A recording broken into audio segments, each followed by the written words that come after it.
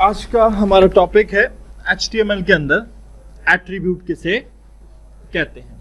ठीक है, तो एट्रीब्यूट कहते हैं हम a tag with in a tag is called attribute और सब टैग। ठीक है, वो एक टैग जो हम किसी टैग के अंदर लगा दें उसको हम एट्रीब्यूट या सब टैग एट्रीब्यूट कहते हैं, सब टैग भी कहते हैं। अब जैसा कि हमने कल डिस्कस किया कि हमारा HTML जो है वो किस चीज पे मुश्तमिल होता है, टैग्स पर मुश्तमिल होता है। ठीक है, और हमारे पास HTML का जो प्रोग्राम होता है वो कुछ ऐसा होता है कि हमारे पास सबसे मेन जो हमारा टैग होता है वो क्या होता है, HTML होता है। ठीक है, अब HTML के बाद हम कहते हैं जी /HTML होता है। यहां पर हमारे पास पेज के हेड में कुछ टैग्स हम लिखते हैं। ठीक है, यहां तक हमारा कोई भी सब टैग इस्तेमाल नहीं होता। ठीक है, जहां से आगे हमारे पेज के HTML के ऑब्जेक्ट शुरू हो जाते हैं। ठीक है, अब हमारे पास HTML में कौन कौन से ऑब्जेक्ट होते हैं, वहां से हमारे एट्रीब्यूट भी स्टार्ट हो जाते हैं। ठीक है, अब अगर हम बात करें ऑब्जेक्ट की, तो ऑब्जेक्ट हम किसे कहते हैं प्रोग्रामिंग की लैंग्वेज में, anything having method and properties. हर वो चीज जिसके मेथड या प्रॉपर्टीज हो इज कॉल्ड एन ऑब्जेक्ट। तो HTML के प्रोग्राम में सबसे जो मेन ऑब्जेक्ट है वो है बॉडी। ठीक है जी, अब बॉडी की बात करें तो हमारा जितना भी वेब पेज कंपोज होता है वो इस बॉडी के अंदर होता है। ठीक है, जैसे यहां पे आप देख रहे हैं कि ये वेबसाइट है, तो ये जो पेज बना हुआ है ये पूरी इसकी बॉडी है। अब अगर हम बॉडी की प्रॉपर्टीज डिस्कस करें तो क्या हो सकती हैं इस HTML के वेब पेज के बॉडी यानी बैकग्राउंड में। हम कोई कलर लगा सकते हैं, अभी ये वाइट है। ठीक है, हम किसी इमेज को एज अ बैकग्राउंड सेट कर सकते हैं। हम इसके अंदर लिखी हुई टेक्स्ट जो है इसको भी कलर वगैरह दे सकते हैं। ठीक है, so these are known as attributes. ये क्या है, बॉडी की प्रॉपर्टीज हैं, बॉडी के एट्रीब्यूट हैं। ठीक है, अब लाजमी नहीं है कि हमारे पास HTML की बॉडी ही हो। ठीक है, हम तो HTML में और भी ऑब्जेक्ट्स इस्तेमाल करते हैं।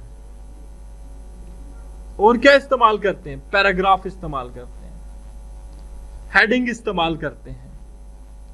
पैराग्राफ है जो हमारे पास पैराग्राफ लिखने के लिए, हेडिंग का टैग है उसमें हम हेडिंग्स बनाते हैं, heading 1, heading 2, heading 3 up two heading 6 तक HTML सपोर्ट करता है। ठीक है, जब हम इस तरह की बात करें तो हम हेडिंग का जो क्या हो सकता है हमारा एट्रीब्यूट, हेडिंग का साइज हो सकता है, हेडिंग की अलाइनमेंट हो सकती है, हेडिंग का फॉन्ट हो सकता है। ठीक है, तो ये सारे क्या हैं, उसके एट्रीब्यूट्स हैं। फिर हम बात करें पैराग्राफ की, तो पैराग्राफ भी अलाइन हो सकता है, पैराग्राफ का भी फॉन्ट साइज हो सकता है, पैराग्राफ का फॉन्ट कलर भी हो सकता है, पैराग्राफ की फॉन्ट फैमिली भी हो सकती है। तो वो किससे अप्लाई होंगे, थ्रू एट्रीब्यूट्स। अब एट्रीब्यूट में यहां पे आपको सबसे पहले जो समझाऊंगा वो इस बॉडी टैग के एट्रीब्यूट समझाता हूं। ठीक है, आज की डेट में हम ऐसा करते हैं जी कि इस बॉडी टैग में मैं एक हेडिंग 1 बनाता हूं, h1 एंड देन हेडिंग 1 का टाइटल क्या दे देता हूं, HTML एट्रीब्यूट्स। हेडिंग 1 को मैंने क्या कर दिया, क्लोज कर दिया। इसके बाद मैं ब्रेक का टैग देता हूं ताकि लाइन ब्रेक हो, अगली चीज नेक्स्ट लाइन में आ जाए। HR का टैग देता हूं, HR मीन हॉरिजेंटल रो, उसके नीचे लाइन लगा हुआ है, ठीक है। एंड देन जी मैं एक P टैग लेता हूं, P मीन्स पैराग्राफ। यहां पर मैं ये HTML एट्रीब्यूट की डेफिनेशन दे देता हूं, ठीक है। और P टैग को क्लोज कर देता हूं /P के साथ। अब आज मैं आपको सबसे पहले पढ़ाऊंगा सब टैग्स ऑफ बॉडी टैग, कि HTML की बॉडी के अंदर हम कौन से एट्रीब्यूट या सब टैग इस्तेमाल कर सकते हैं। फर्स्ट ऑफ ऑल मैं यहां पे बॉडी टैग के अंदर मैंने क्लिक किया और स्पेस का बटन प्रेस कर दिया। एट्रीब्यूट हमेशा यहां पे लगता है, टैग के इनसाइड, टैग के अंदर। एक एट्रीब्यूट है BG colour, BG is equal to colour का नाम या कलर का कोड। फॉर एग्जाम्पल इस प्रोग्राम में मैंने क्या कर दिया, कलर का नेम दे दिया, ठीक है। BG colour is equal to cyan, आसमानी रंग को कहते हैं। एंड देन दूसरा दे देता हूं टेक्स्ट इज इक्वल टू, मैंने क्या कर दिया, रेड कर दिया। टेक्स्ट कलर मैंने बॉडी टैग के दो एट्रीब्यूट आपको पढ़ाए, BG कलर और टेक्स्ट। टेक्स्ट लिखाई के कलर के लिए होता है। अब जी मैं इस प्रोग्राम को सेव करता हूं। हम ऐसा करते हैं कि अपने डेस्कटॉप पे एक फोल्डर बना लेते हैं। इस फोल्डर का नाम हम रख लेते हैं HTML। अपने जितना भी हमारा काम होगा हम इसमें सेव करेंगे। मैंने जी HTML फोल्डर के अंदर इस फाइल को नाम दे दिया bg1.html, ठीक है। नाउ लेट्स सी इसका क्या रिजल्ट निकला। ये फाइल है HTML की, डबल क्लिक करके ओपन किया तो हमारी बॉडी के बैकग्राउंड में सियान कलर है और साथ ही में लिखाई के ऊपर रेड कलर अप्लाई हो चुका है। तो बॉडी टैग के दो एट्रीब्यूट्स हमने अप्लाई कर दिए। अब मैं यही एट्रीब्यूट रहने देता हूं। मैं कहता हूं कि यहां पे कलर तो मैं अप्लाई करूं, बट कलर नेम के जरिए नहीं, कलर कोड के जरिए अप्लाई करूं। अब कलर कोड कहां से लाएंगे, यहां पे जाएंगे ब्राउजर में, लिखेंगे HTML कलर कोड्स। तो आपके सामने htmlcolorcodes.com नाम की एक वेबसाइट आ चुकी है। यहां पे आप कलर जनरेट करते हैं और उसका कोड कॉपी करते हैं। लेट्स सी, यही प्रोग्राम मैं दोबारा बनाता हूं।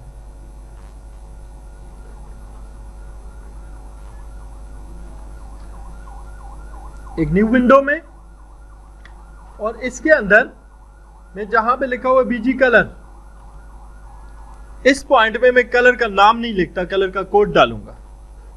कैसे, ये कलर्स हैं, यहां से मैं ये येलो की कोई वेरिएशन बनाता हूं, दिस वन, ये हल्का सा येलो। ऊपर उसका हेक्सा कोड आ चुका है। मैंने इसको राइट क्लिक किया और कॉपी कर लिया। करने के बाद मैं इसको पेस्ट कर देता हूं BG कलर के आगे। सिमिलरली टेक्स्ट के लिए मैं कहता हूं जी मैं ये ब्लूज की रेंज में से कलर बनाऊंगा और ये वाला डार्क ब्लू बनाऊंगा। हेक्सा कोड को करूंगा कॉपी एंड अगेन अपने HTML के प्रोग्राम में आके टेक्स्ट कलर के आगे उसको पेस्ट कर दूंगा। या आप कलर का नाम लिखते हैं या आप कलर का हेक्सा कोड इस्तेमाल करते हैं। सेव करते हैं फाइल को। मैंने इस फाइल का नाम रख लिया bg2.html। फाइल नेम .html लिखना मस्ट है। अब जी मैं इस कोड को एग्जीक्यूट करता हूं तो आप चेक करें इस फाइल में और इस फाइल में, यहां पे आपको राइटिंग मेरे दिए हुए ब्लू कलर में नजर आ रही है और पेज को बैकग्राउंड भी अप्लाई हो चुका है। नाउ मैं कहता हूं चलो बीजी कलर नहीं होना चाहिए, यहां पे तो कोई बैकग्राउंड में तस्वीर होनी चाहिए, एक सीनरी बनी हुई आए,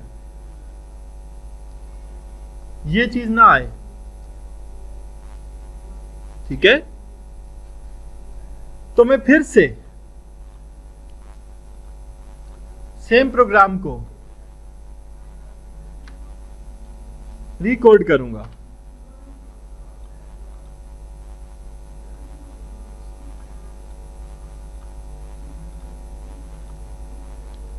अब के हमने बॉडी के दो एट्रीब्यूट इस्तेमाल किए, एक बीजी कलर और एक टेक्स्ट। नाउ मैंने बीजी कलर वाला एट्रीब्यूट बीच में से निकाल दिया, टेक्स्ट वाला ठीक है रहने दिया। टेक्स्ट के बाद आगे मैंने फिर से स्पेस दी और यहां पर मैंने लिखा बैकग्राउंड। बैकग्राउंड लिख के जोड़ के लिखेंगे, बीजी कलर को भी जोड़ के लिखना है और बैकग्राउंड को भी स्पेस नहीं देना बीच में, is equal to double quotes. और इस डबल कोट्स में मैंने देना है URL, universal resource locator. URL means path of picture, जो मैं इस बैकग्राउंड में लगाने जा रहा हूं। कैसे लगाऊंगा? Start and then run. Start के अंदर कहां पे जाऊंगा? रन कमांड में जाऊंगा। रन के अंदर मैंने स्टार्ट में जाके RUN रन लिख के एंटर किया तो ये रन की कमांड ऑपरेट हो जाएगी विंडोज की। ब्राउज पर क्लिक करूंगा और जहां पिक्चर्स हैं मेरे पास इस कंप्यूटर में, ये वॉलपेपर्स का एक पूरा फोल्डर है,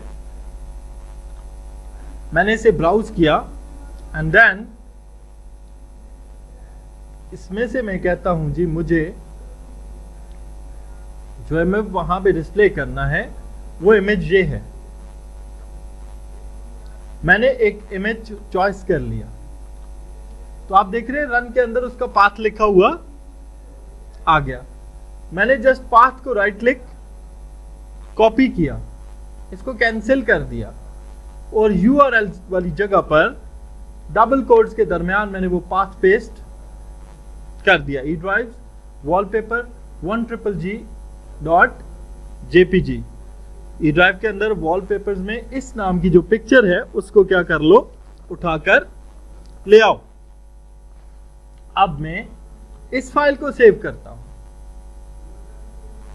इसका नाम मैं रख लेता हूं back.html। अब यहां पे आप डिफरेंस देखेंगे कि फाइल के वेबसाइट के बैकग्राउंड में एक इमेज लगा हुआ है। यहां हमने बीजी कलर अप्लाई किया with the help of colour name, BG colour apply किया with the help of HTML colour code scheme and background image apply किया with the help of background tag. तो अब ये तीन जो मैंने सब टैग इस्तेमाल किए बॉडी के अंदर, कौन कौन से इस्तेमाल किए हैं? BG colour, text and background. इन तीन सब टैग्स को एट्रीब्यूट्स ऑफ बॉडी टैग कहा जाता है, attributes of body tag. Now let's move on to another example. ठीक है, मैं एक पैराग्राफ लेता हूं, उस पैराग्राफ पे मैं अलाइनमेंट का एट्रीब्यूट लगाता हूं। ठीक है, लेट्स सी, ये प्रोग्राम है HTML का।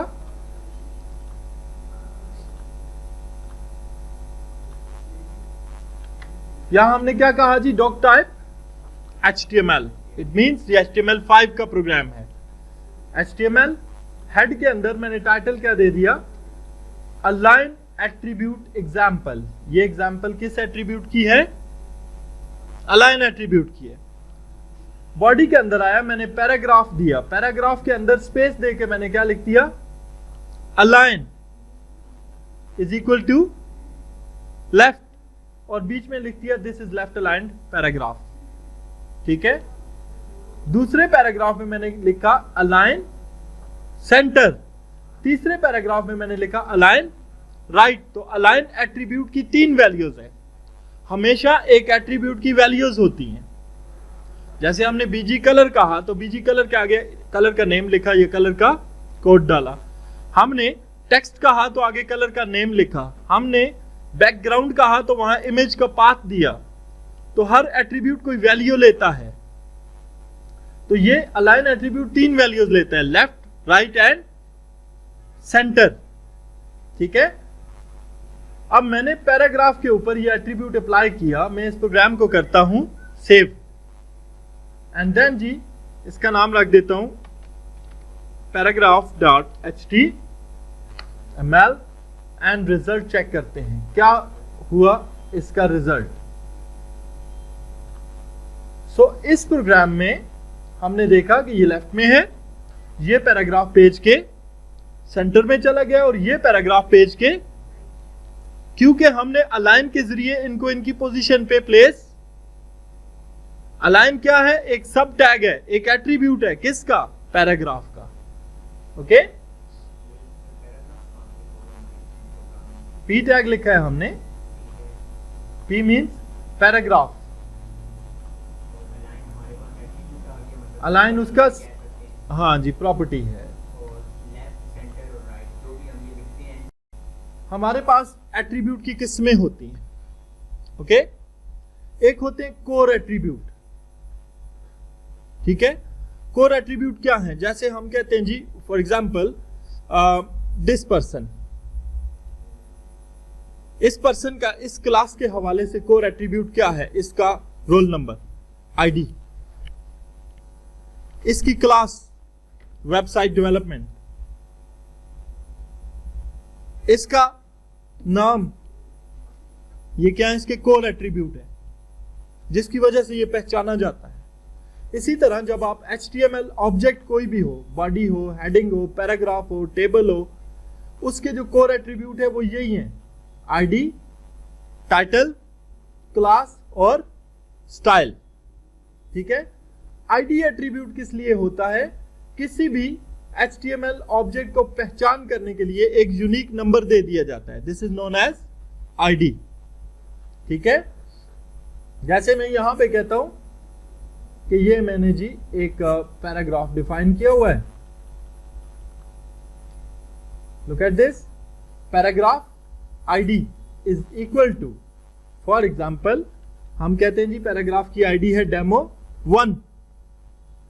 ठीक है, अब HTML में इस पैराग्राफ को जब भी कॉल किया जाएगा तो इसका नाम क्या लिया जाएगा, demo1। बात समझ में आ गई। देन जी टाइटल, टाइटल किसी एलिमेंट को टाइटल देने के लिए होता है। ठीक है, लुक एट दिस एग्जांपल,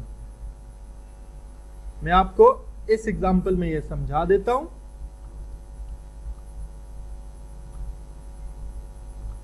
इस एग्जांपल में बॉडी के बाद मैंने एक हेडिंग 3 डिफाइन की। हेडिंग 3 को टाइटल क्या दे दिया, hello HTML।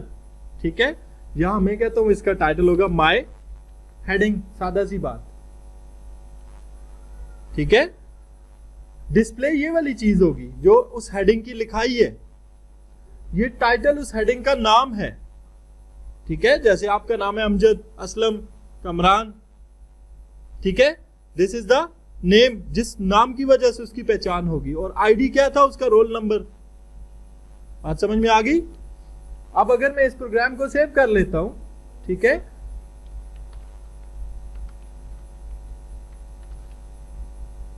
Title attribute dot HTML, तो रिजल्ट देखने पर हमें सिर्फ और सिर्फ वो हेडिंग ही नजर आएगी, ठीक है, टाइटल नजर नहीं आएगा।